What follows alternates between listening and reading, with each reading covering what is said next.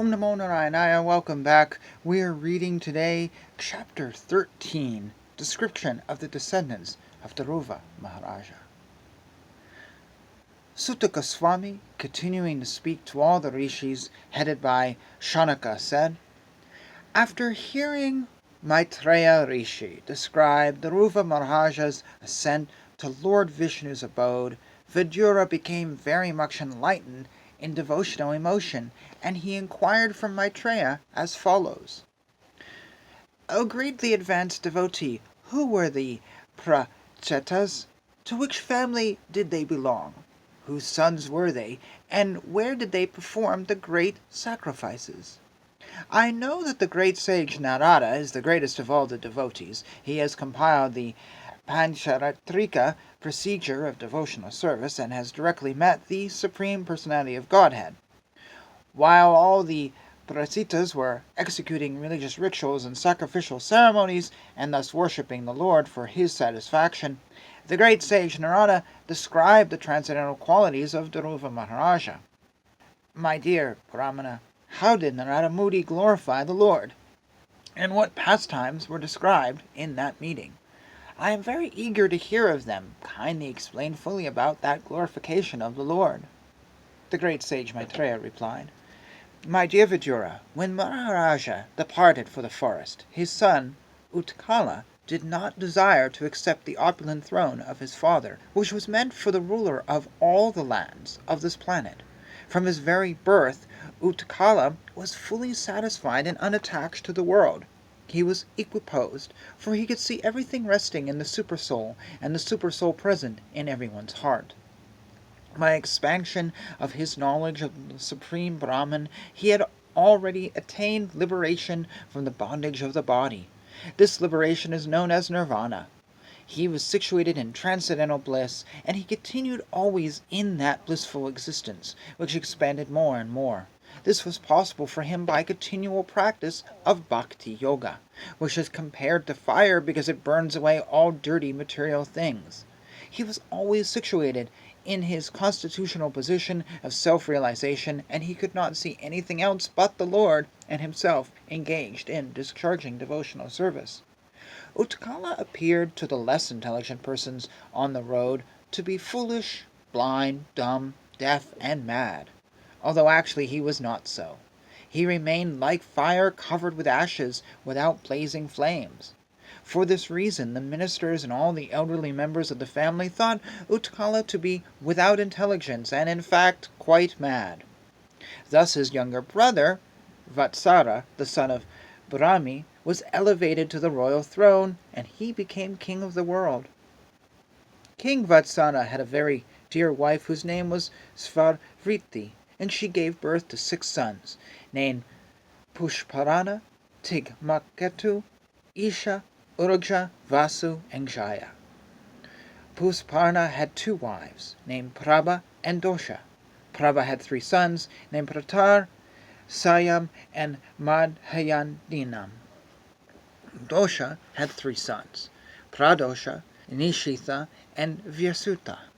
Vyasuta's wife was named Pushkarini, and she gave birth to a very powerful son named Sarvateja. Sarvateja's wife, Akuti, gave birth to a son named Kakshusha, who became the 6th Manu at the end of the Manu millennium. Nadvala, the wife of Kakshusha Manu, gave birth to the following faultless sons: Puru, Kutsa, Trita, Dyumna, Satyavan, Rita, Vrata, Agnistoma, Atritatra, Pradyumna, Sibi, and Ulmuka. Of the 12 sons, Ulmuka begot 6 sons in his wife Pushkarini. They were all very good sons, and their names were Agna, Sumana, Kyati, Kratu, Angira, and Gaya. The wife of Anga, Sunita, gave birth to a son named Vena, who was very crooked. The saintly king Anga was very disappointed with Vena's bad character, and he left home and kingdom and went out into the forest. My dear Vidura, when great sages curse, their words are as invincible as a thunderbolt. Thus, when they cursed King Vena out of anger, he died. After his death, since there was no king, all the rogues and thieves flourished, and the kingdom became unregulated, and all the citizens suffered greatly.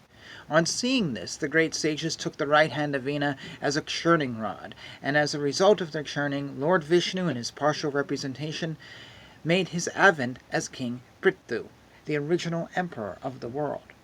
Vidura inquired from the sage Maitreya, "My dear Brahmana, King Agna was very gentle.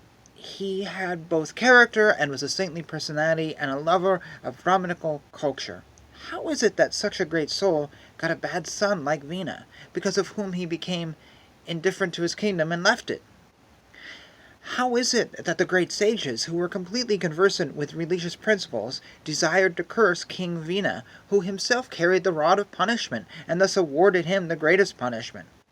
It is the duty of all citizens in a state never to insult the king, even though he sometimes appears to have done something very sinful. Because of his prowess, the king is always more influential than all other ruling chiefs. My dear Brahmana, you are well conversant with all subjects, both past and future. Therefore I wish to hear from you all the activities of King Vina. I am your faithful devotee, so please explain this to me." Sri Maitreya replied, "My dear Vidura, once the great king Anga arranged to perform the great sacrifice known as Asvamedha. All the expert brahmanas present knew how to invite the demigods, but in spite of their efforts, no demigods participated or appeared in that sacrifice. The priests engaged in the sacrifice then informed the king, 'O king, we are properly offering the clarified butter in the sacrifice, but despite all our efforts, the demigods do not accept it. O king, we know that the paraphernalia to perform the sacrifice is well collected by you with great faith and care, and is not polluted.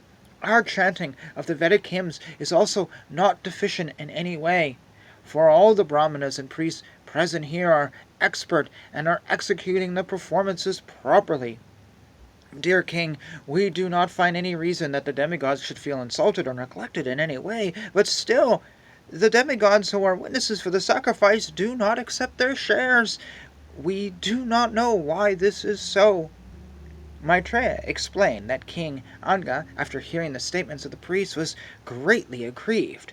At that time he took permission from the priests to break his silence, and inquired from all of them who were present in the sacrificial arena, 'My dear priests, kindly please tell me what offense I have committed. Although invited, the demigods are neither taking part in the sacrifice nor accepting their shares.'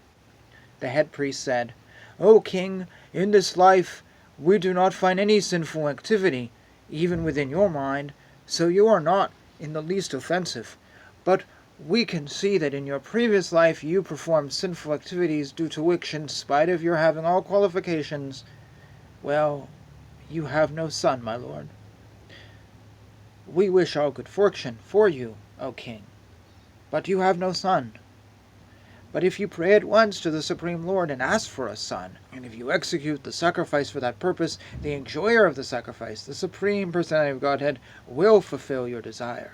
When Hari, the supreme enjoyer of all sacrifices, is invited to fulfill your desire for a son, all the demigods will come with him and take their shares in the sacrifice.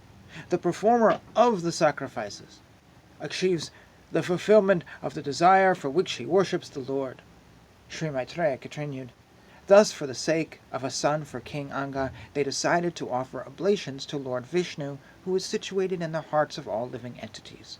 As soon as the oblation was offered in the fire, a person appeared from the fire altar wearing a golden garland and a white dress. He was carrying a golden pot filled with rice boiled in milk.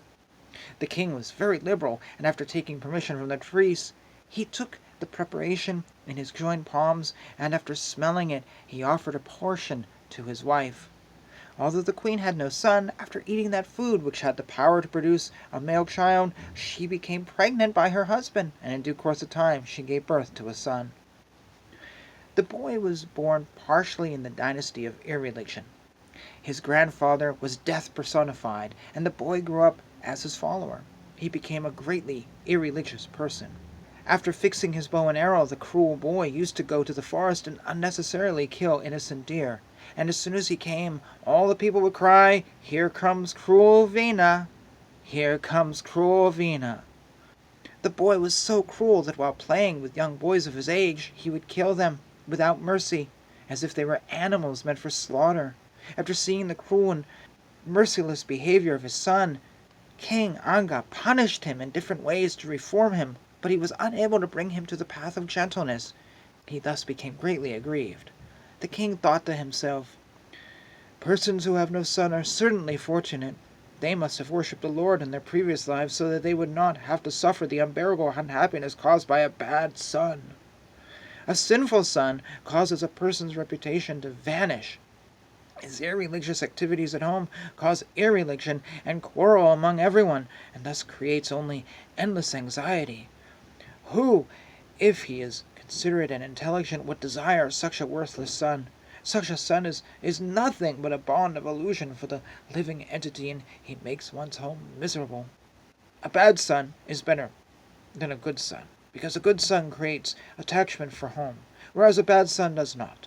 A bad son creates a hellish home, from which an intelligent man naturally becomes very easily detached." Thinking like that, King Aga could not sleep at night. He became completely indifferent to household life. Once, therefore, in the dead of night, he got up from his bed and left Vina's mother, who was sleeping deeply. He gave up all attraction for his greatly opulent kingdom, and unseen by anyone, he very silently gave up his home and opulence and proceeded towards the forest. When it was understood that the king had indifferently left home, all the citizens, priests, ministers, friends, and people in general were greatly aggrieved. They began to search for him all over the world, just as a less experienced mystic searches out the supersoul within himself. When the citizens could not find any trace of him after searching for him everywhere, they were so disappointed, and thus returned to the city, where all the great sages of the country assembled because of the king's absence. With tears in their eyes, the citizens offered respectful obeisances and informed the sages in full detail that they were unable to find the king anywhere. Thus ends chapter 13. And thus we have a chapter on karma.